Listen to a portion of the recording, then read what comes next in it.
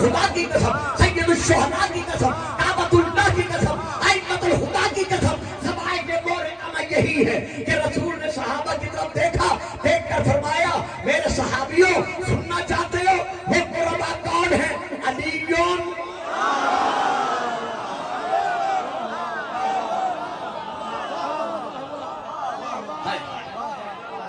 علی فاطمہ کو ابناہما، ایک میرا بھائی علی ہے اور ایک میری بیٹی بطول عذرا ہے، اور دو ان کے بیٹے ہیں، معلوم ہے یہ ہیں وہ رسول کے قربا جن کی مبدت اللہ کی طرف سے قلبی واجب تھی۔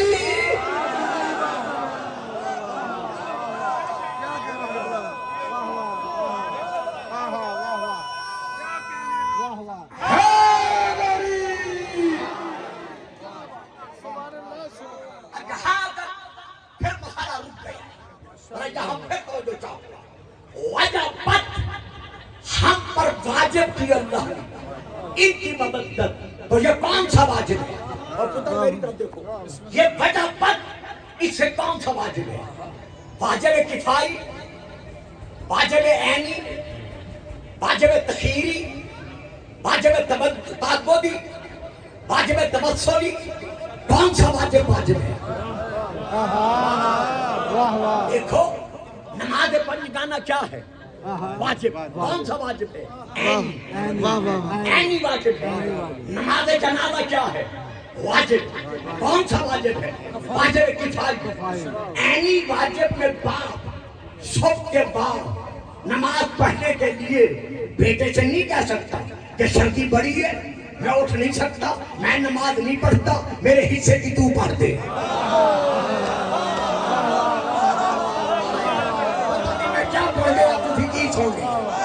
میرے حصے کی تو پڑھ دینا، واجب عینی ہے، ہر حالت میں اسے خود پڑھنی پڑے گی، کھڑے ہو کے پڑھے، بیٹھ کے پڑھے، لیٹ کے پڑھے، اشاروں سے پڑھے، خود پڑھنی ہوگی۔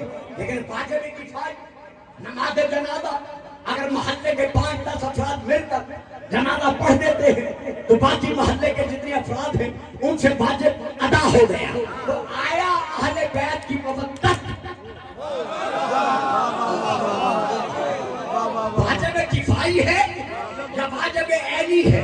اس کو بیان کرنے سے پہلے میں تو شعر پڑھتا چلوں حضرت امام شافعی رحمت اللہ علیہ کے، یہ بھی اب ذبائح المورعہ میں ہیں، اور یہ دونوں شعر جو ہیں یہ امام شافعی کے ہیں۔ وہ فرماتے ہیں یا اہل بیت رسول اللہ حبکم فرض من اللہ فی القرآن انزلہ کفاکم من عظیم القدر انکم من لم یصلی علیکم لا صلاۃ لہ۔ اے اہل بیت نبوت، تمہاری فضیلت میں اور کچھ نہ کہا جائے تو یہی کافی ہے کہ اللہ نے تمہاری مبدت کو قرآن میں نازل کر کے ہر مسلمان پر فرض قرار دے دیا ہے۔